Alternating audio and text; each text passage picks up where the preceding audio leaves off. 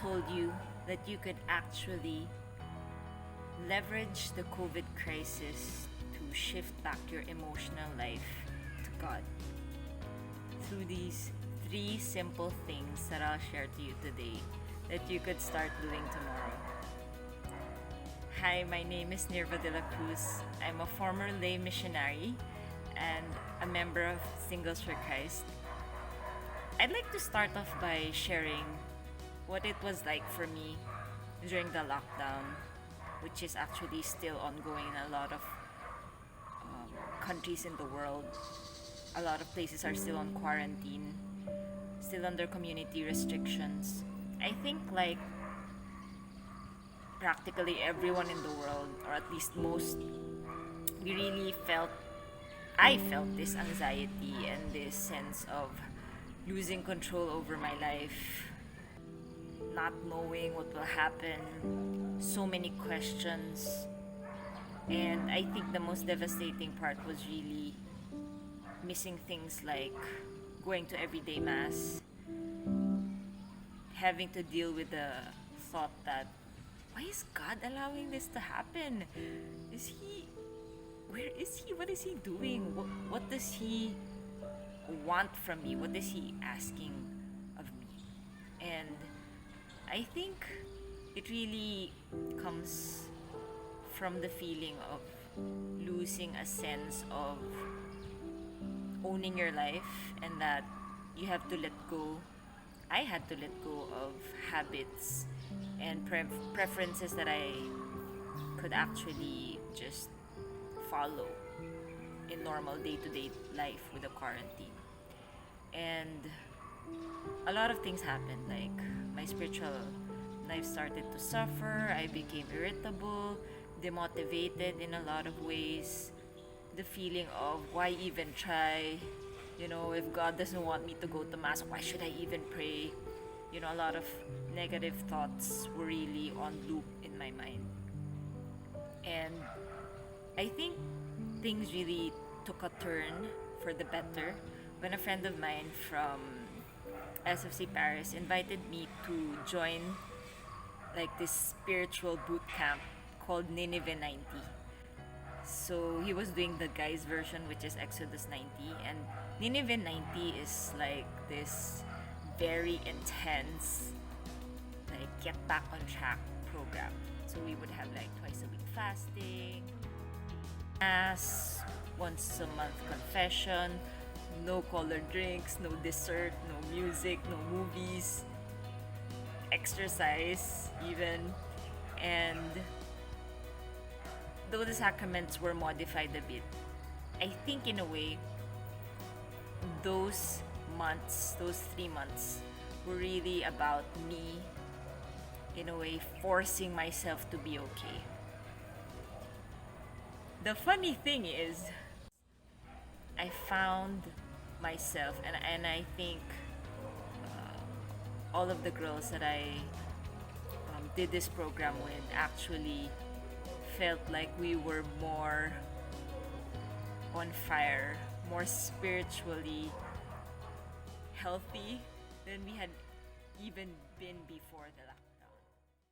So I would also have these experiences of really shifting, I would say, my emotional life back to God.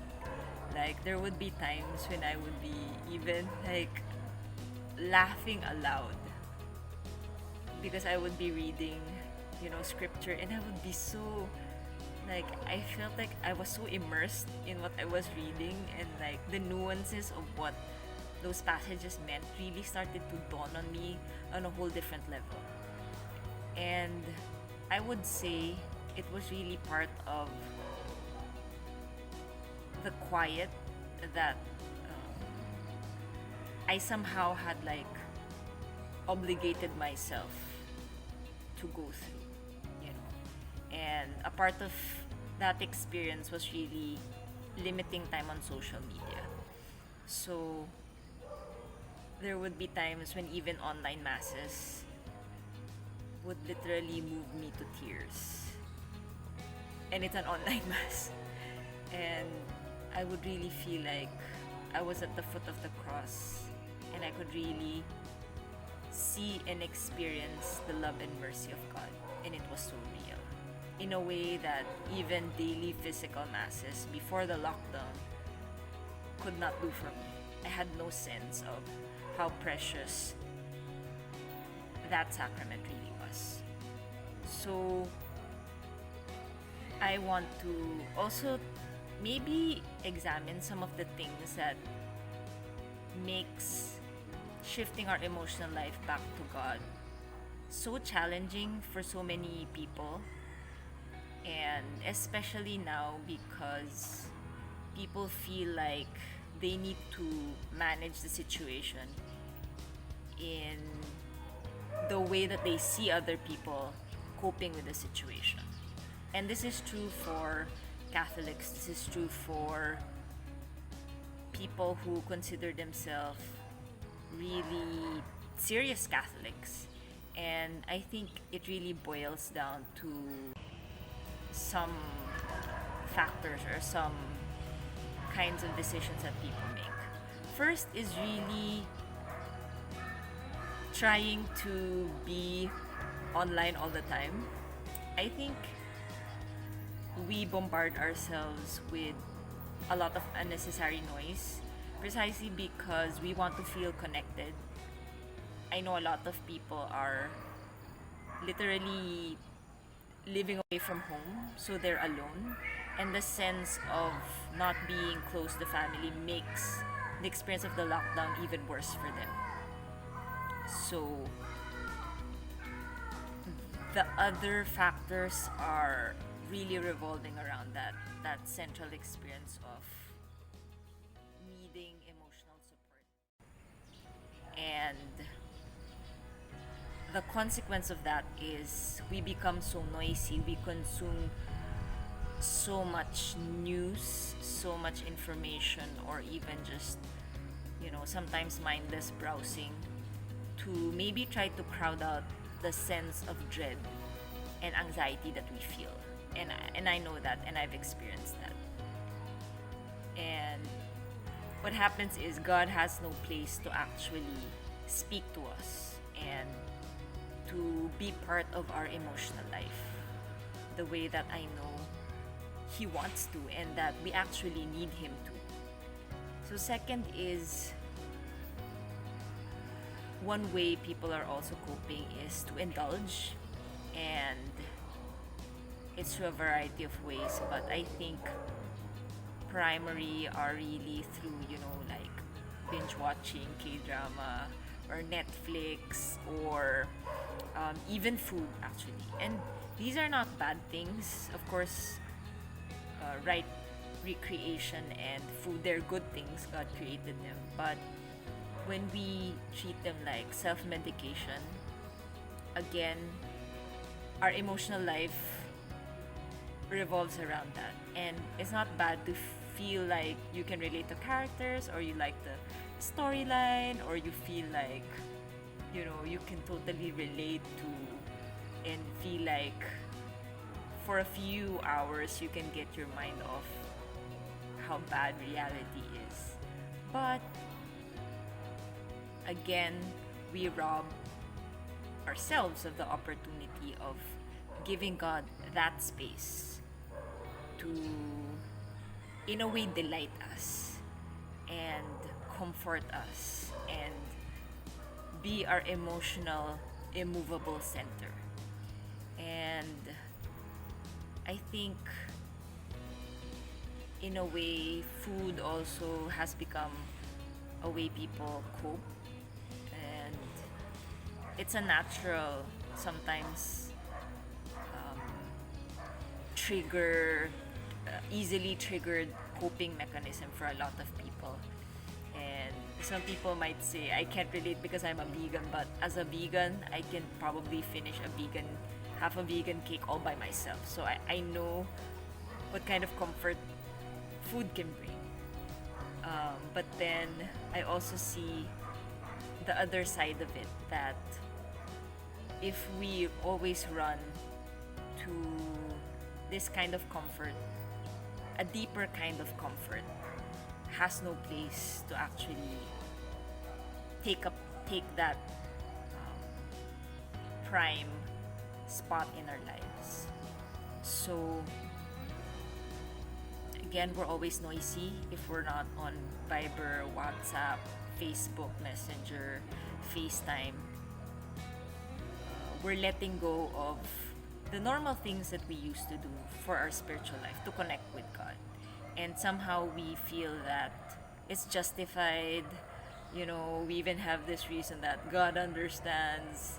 It's so crazy right now. I can't go back to praying the way I used to, right?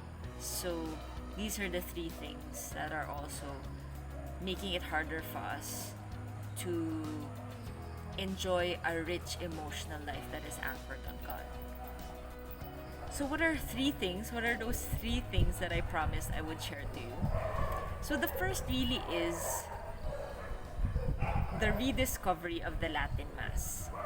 So I would say that I've been attending the Latin Mass even before the lockdown, but I think even under such duress, I think really entering into this ancient rite with its great amounts of silence really quieted down my noisy externals so that my interior life could take precedence, could really, in a way, dominate more. And if you're not familiar with the Latin Mass, you're probably intimidated by the fact that you don't understand the thing. There are a lot of very good videos online on how to start, attending one, how to really enter into the spirituality of it. And I really realized that it has made my prayer life so much more focused. And when I started to quiet down my externals, I really realized that the Mass, whether online or physical, has become so much more real to me on a different level.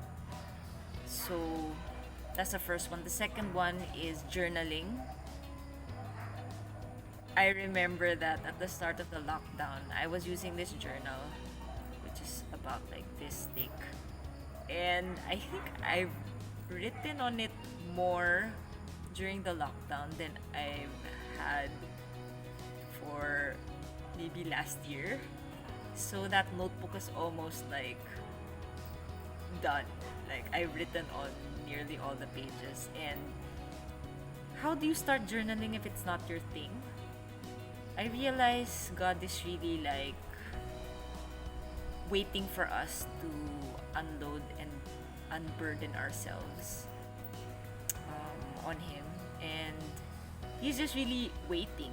And I started by just really writing everything, like without censoring myself. And sometimes I would take up like 20 minutes just writing everything. And I realized that, you could think, but He already knows what I think. It doesn't matter.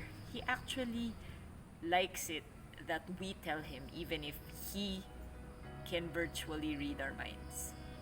So that's the second way, journaling. I also do this thing that after I write it, I read it aloud. And it has a different impact in a way that you feel like He really is there and He's listening to you. So the third is fasting. And I think it would be two ways that we fast. First is really food. And if you're not familiar with this Catholic tradition, it's like one full meal and two smaller meals that together do not equal one full meal. So for those who probably feel like they can't do it or for health reasons can't do it, maybe you could give up something that you really like dessert or coffee or snacking in between meals. I noticed that it's really true what the saints say. If you don't follow what your body wants all the time, it's like it's like a dog that you're trying to tame. And when it's time to pray, you notice that your mind is less antsy, it's less distracted. And I noticed that I feel more at peace literally when I'm fasting, right? So another way to fast is really to unplug, to put a cap on how much time you spend online. And I noticed that I don't have FOMO so much anymore, like fear of missing out. And I noticed that the things that I really need to know somehow reach me. So I don't need to be like listening and like tuned in to the news like every hour or every 30 minutes, right? And yeah, I realized that St. Augustine's quote that as you are, so are the times, that really is true. That this crisis can actually be the best thing that could have ever happened to us because we have the opportunity to shift our emotional life back to God. And we Christians, and I'm not downplaying how hard this crisis has been for a lot of people. A lot of people I know, loved ones, have suffered a lot, have gotten sick, even have some have died. But I realized that we Christians are really made of durable stuff. We are heavy duty. And you think about the Christians and the kind of extreme situations they lived through, like the bubonic plague, Christian persecution, like in Rome under the emperors. And what we're living through is nothing like that. And I believe that God is working something great during this time. He is creating saints. And a part of that is really making Him the one who dominates our emotions, whether it's joy because of how good He is, whether it's sorrow over our sins, um, whether it's a sense of sadness because maybe we know that a lot of people don't know Him yet. Our emotional lives should be anchored on Him. And I think that's a key to having the best life possible during this lockdown. So thank you very much.